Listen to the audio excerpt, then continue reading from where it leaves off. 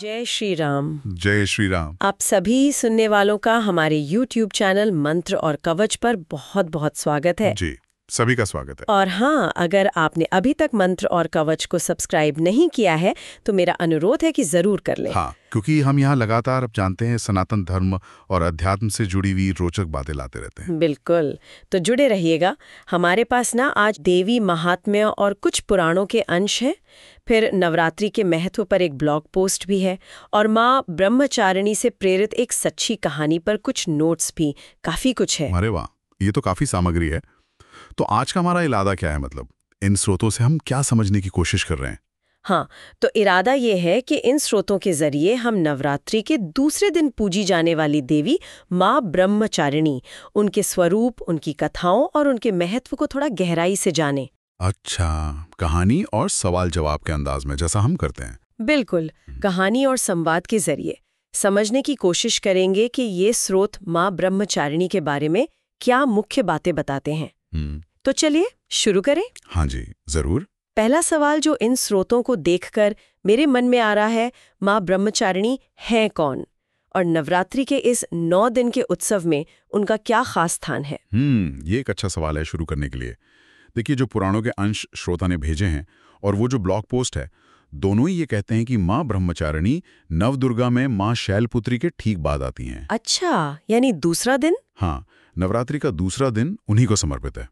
अगर माँ शैलपुत्री एक तरह से शुरुआत हैं, एक पोटेंशियल, एक क्षमता का प्रतीक हैं, तो माँ ब्रह्मचारिणी उसी क्षमता को साधना और तप के जरिए निखारने का प्रतिनिधित्व करती हैं। ओह, तो मतलब शालपुत्री अगर बीज है तो ब्रह्मचारिणी उस बीज का अंकुरण और विकास है।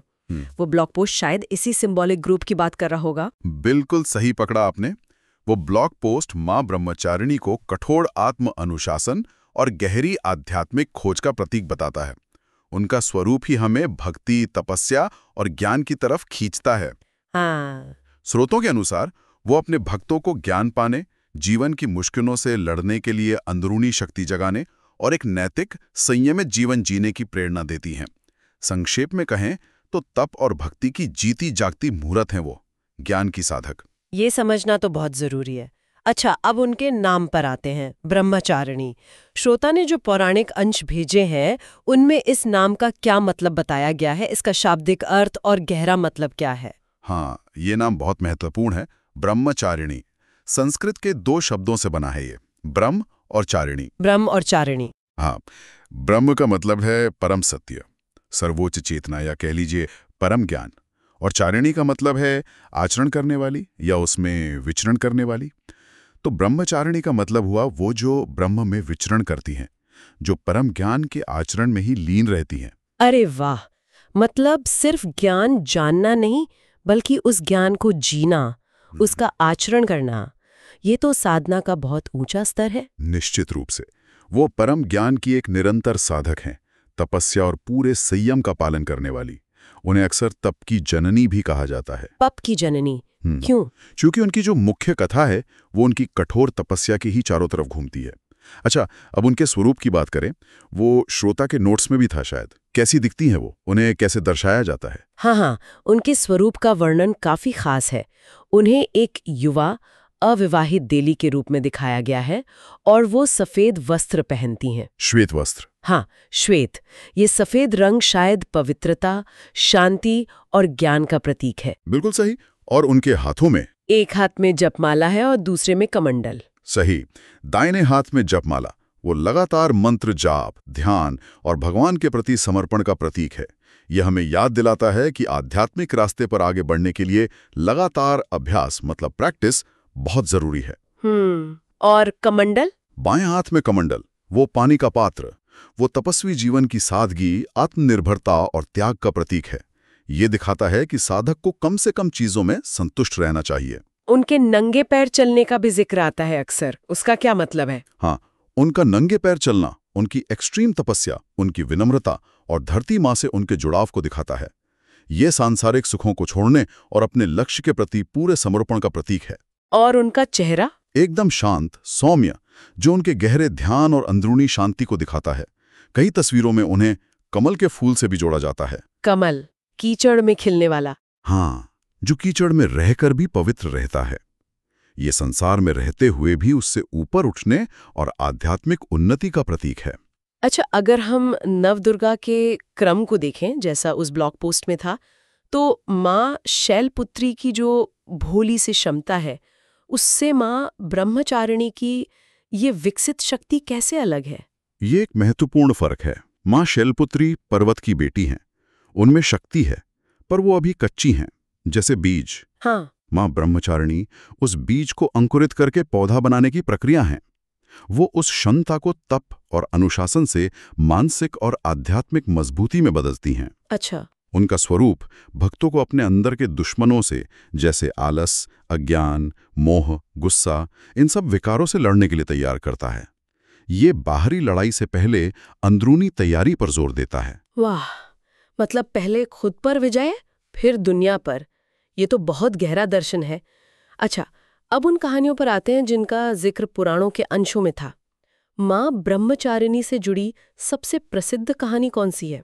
बिना किसी शक के सबसे प्रसिद्ध कहानी देवी पार्वती के रूप में उनके पिछले जन्म की है, जब उन्होंने भगवान शिव को पति के रूप में पाने के लिए हजारों सालों तक कठोर तपस्या की थी। हाँ, सती के बाद पार्वती का जन्म। जी, अपने पिछले जन्म में सती के रूप में जब उन्होंने पिता दक्ष के यज्ञ में खुद को भस्म कर लिया था, उसके बाद उन्होंने हिमालय और मैना की बेटी पार्वती के रूप में फिर से जन्म लिया। और शिवजी तो वैरागी थे, उन्हें पति रूप में पाना तो बहुत मुश्किल रहा होगा। बिल्कुल नहीं, आसान तो बिल्कुल नहीं था। भगवान शिव तो गहरी समाधि में लीन थे। पार्वती जी ने नारद मुनि के कहने पर उन्हें पति रूप में पाने का पक्का इरादा किया और बहुत कम उम्र में ही राजमहल के सुख छोड़कर जंगलों में तपस्या करने चली गईं। श्रोता के भेजे अंशों में इस तपस्या का वर्णन है। कैसा? हाँ, बड़ा ही मार्मिक वर्णन है। उसमें बताया गया है कि शुरू में उन्होंने सिर्फ फल फूल खाकर तप किया। अच्छा, फिर सैकड़ों सालों तक सिर्फ सूखे पत्ते खाकर रहीं और आखिर में पत्ते भी खाना छोड़ दिया। इसीलिए उनका एक नाम अपर्णा भी पड़ा। अपर्णा यानी जिसने पर्ण, पत्ते भी त्याग दिए। बिल्कुल। उन्होंने हर मौसम की मार सही, कड़कती धूप, जमा देने वाली ठंड, मूसलाधार बारिश, सब कुछ सहा। नंगे पैर रहती और पंचाग्नि तप जैसे कठिन तप करती, मतलब चारों तरफ आग जलाकर और ऊपर सूरज की गर्मी सहते हुए तप करना, और बस शिव के ध्यान में डूबी रहती। ओह! उनकी तपस्या इतनी जबरदस्त थी कि तीनों लोकों में हलचल मच गई। बड़े बड़े ऋषि, मुनि, देवता सब हैरान रह गए। हजारों साल, ये तो अटूट संकल्प और प्रेम की हद है। सही कहा। उनकी इसी अटूट भक्ति और कठोर तपस्या ने ही उन्हें ब्रह्मचारिणी नाम और ये स्वरूप दिया। और आखिर में उनकी तपस्या कामयाब हुई, भगवान शिव प्रसन्न हुए और उन्हें पत्नी के रूप में अपनाया। तो ये कहानी क्या सिखाती है?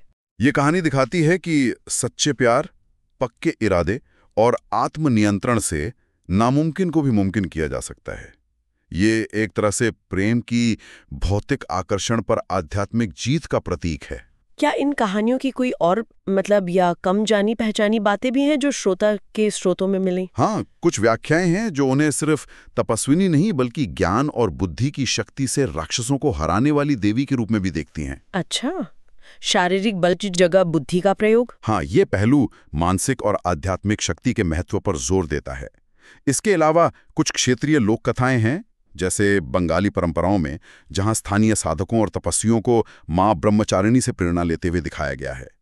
उनकी कहानी सिर्फ पुराणों में नहीं बल्कि लोगों के जीवन में एक जीती जागती प्रेरणा रही है। तो इन सब कहानियों से मुख्य सीख क्या मिलती है जो आज भी हमारे काम आ सकती है? सबसे बड़ी सीख है दृढ़ता और अटूट विश्वास की ताकत। अगर आपका लक्ष्य नेक है और इरादा पक्का है तो कोई भी मुश्किल आपको रोक नहीं सकती। उनकी कहानियां हमें सिखाती हैं कि आध्यात्मिक तरक्की हो या दुनिया का कोई भी बड़ा लक्ष्य, उसे पाने के लिए आत्म अनुशासन, त्याग और लगातार कोशिश बहुत जरूरी है। ये आज भी लाखों भक्तों, खासकर स्टूडेंट्स और साधकों को हिम्मत देती है।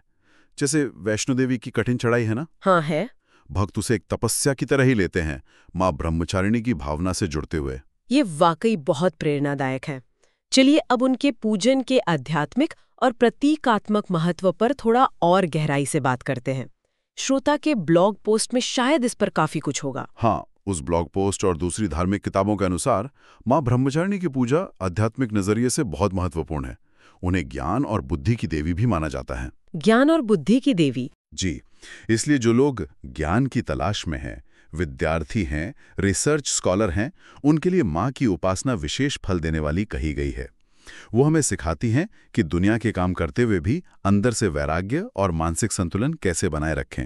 मतलब कर्म करते हुए भी फल की इच्छा न रखना, जैसा गीता में कहा है। कुछ वैसा ही माना जाता है कि उनकी पूजा इंसान के अंदर की अविद्या यानी अज्ञान और भ्रम को खत्म करती है और आत्मज्ञान का रास्ता खोलती है। योग दर्शन में भी, खासकर पतंजलि के योग सूत्रों में, ब्रह्मचार्य को यम का एक जरूरी हिस्सा माना गया है। हाँ, ब्रह्मचार्य, जिसका मतलब सिर्फ शारीरिक संयम नहीं, बल्कि अपनी सारी इंद्रियों पर काबू रखना और अपनी ऊर्जा को बचाकर उसे आध्यात्मिक तरक्की में लगाना है।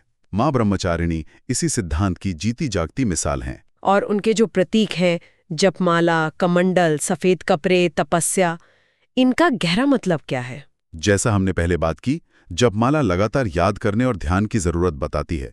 बार बार करने से भक्ति और एकाग्रता बढ़ती है। हाँ। कमंडल सादगी, आत्मनिर्भरता और दुनियावी चीजों से लगाव न रखने का प्रतीक है। सफेद कपड़े पवित्रता, शांति और सच्चाई को दिखाते हैं। और तपस्या अपने आप में एक शक्तिशाली प्रक्रिया है। कैसे? सिर्फ शरीर को कष्ट देना नहीं है। नहीं, ये सिर्फ शरीर को कष्ट देना नहीं है, ये अपनी इच्छा शक्ति को मजबूत करने, मन और इंद्रियों को काबू में करने और अपनी चेतना को शुद्ध और जगाने का एक तरीका है। इससे नैतिक बल और अंदरूनी शक्ति बढ़ती है। भक्तों को उनकी पूजा से रोजमर्रा की जिंदगी में क्या फायदे मिल सकते हैं? पारंपरिक मान्यताओं और भक्तों के अनुभवों के हिसाब से माँ ब्रह्मचारिणी की सच्ची श्रद्धा से पूजा करने से एकाग्रता, कंसंट्रेशन बढ़ती है, याददाश्त तेज होती है और फैसले लेने की क्षमता बेहतर होती है। अच्छा। ये स्टूडेंट्स को पढ़ाई में सफलता, नौकरी पेशा लोगों को अपने काम में बेहतर प्रदर्शन और किसी भी इंसान को अपने लक्ष्य पाने के लिए जरूरी अनुशासन और पक्का इरादा देती है।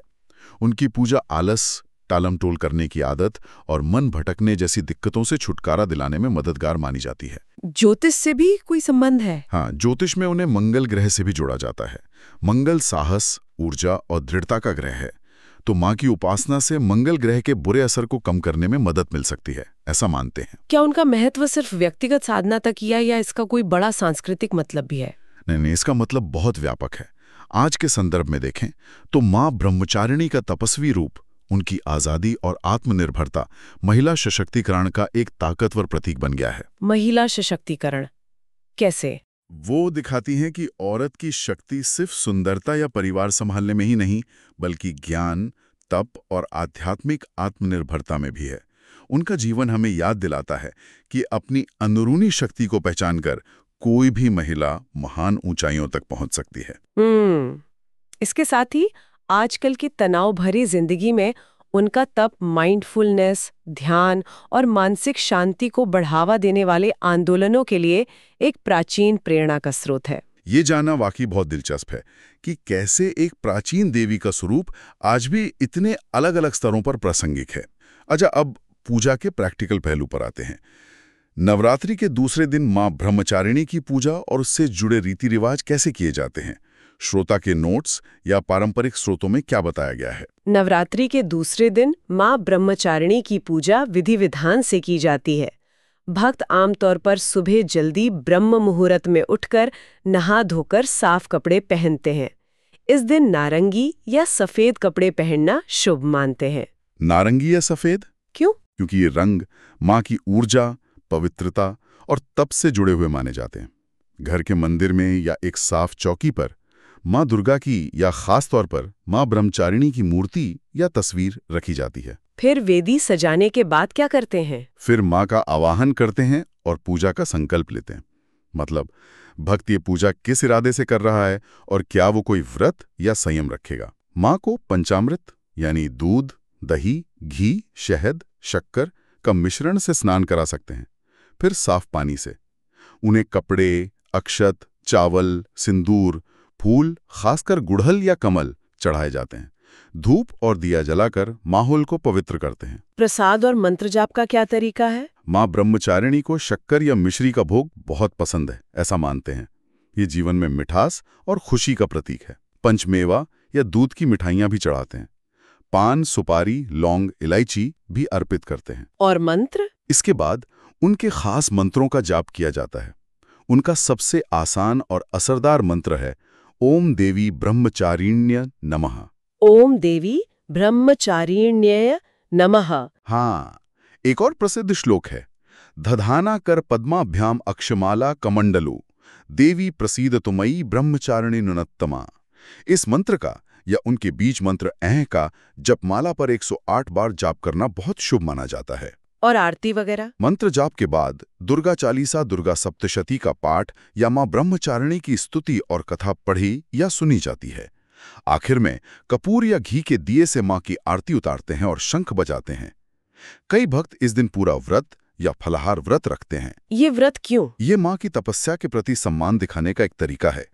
दिन भर उनके गुणों का ध्यान करना और अच्छा आचरण रखना महत्वपूर्ण माना जाता है। क्या मंदिरों में या समाज के स्तर पर भी कोई खास आयोजन होते हैं? हाँ बिल्कुल, भारत भर में देवी मंदिरों में, खासकर शक्तिपीठों और बड़े दुर्गा मंदिरों जैसे वाराणसी, कोलकाता या कांगड़ा में नवरात्रि के दूसरे दिन विशेष पूजा और आरती होती है।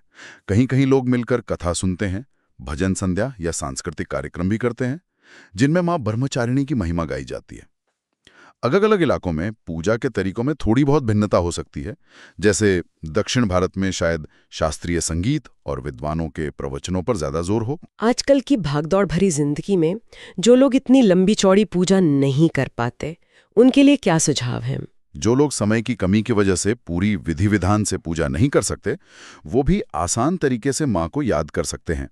सुबह नहाने के बाद साफ मन से मां की तस्वीर के सामने एक दिया जलाएं, फूल चढ़ाएं और उनके किसी भी मंत्र का 11, 21 या 108 बार जाप कर लें। बस इतना ही? हाँ, और शक्कर का भोग लगा दें। सबसे जरूरी चीज है सच्ची श्रद्धा और भक्ति। आजकल तो ऑनलाइन पूजा या वर्चुअल आरती की सुविधा भी है और मंत्र जाप के लिए मोबाइल ऐप्स भी हैं। हाँ, वो तो है। हालांकि सही तरीका जानने के लिए किसी जानकार पंडित या घर के बड़ों से पूछ लेना हमेशा अच्छा रहता है। ये व्यावहारिक सलाह है। आपने पहले कहानियों का जिक्र किया था।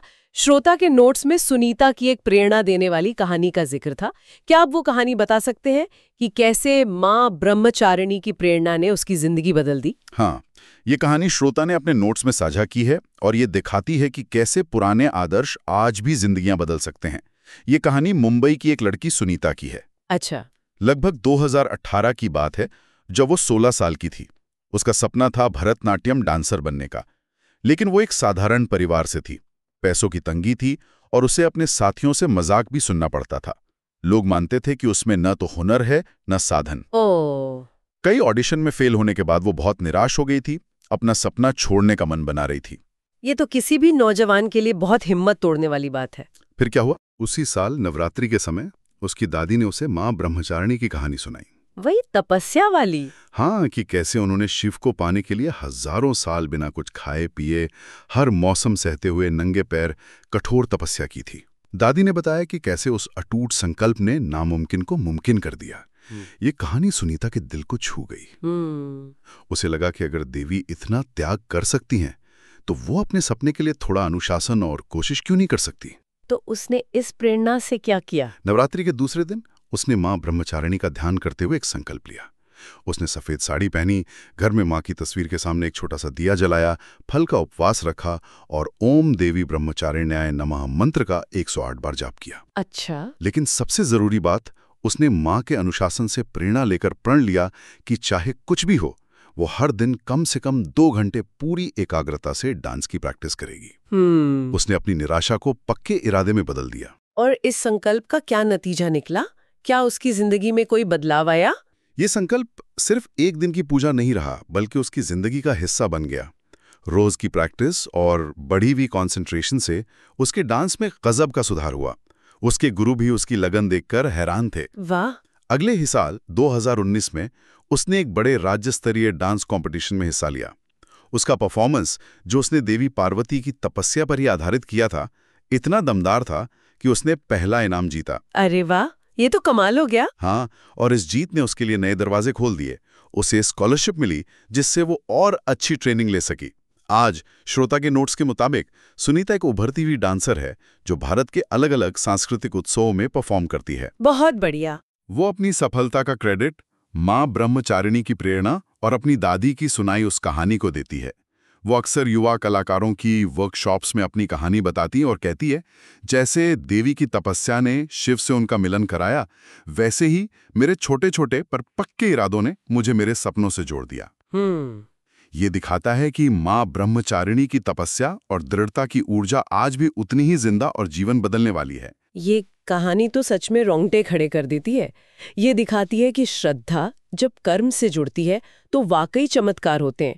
अच्छा, आखिर में इन सारी बातों के आधार पर आज के आधुनिक युग में माँ ब्रह्मचारिणी की पूरी प्रासंगिकता क्या है?